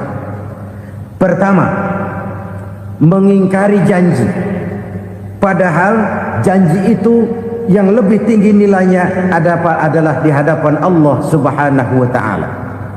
Baik wakil-wakil rakyat di parlemen maupun pemimpin-pemimpin rakyat di dalam kabinet, apabila memangku suatu jabatan, selalu mereka mengawali dengan sumpah, dan sumpah itu dimulai dengan demi Allah. Sadarkah kita pada saat itu kita ucapkan bahwa kita sudah mempertaruhkan Allah untuk jabatan yang kita pegang? Kita sudah mempertaruhkan nama Allah untuk posisi yang dipercayakan kepada kita. Sadarkah kita bahwa menyia-nyiakan itu satu dosa yang sangat besar, yang tidak hanya kepada Allah tetapi juga kepada rakyat yang kita wakili, kepada rakyat yang kita pimpin?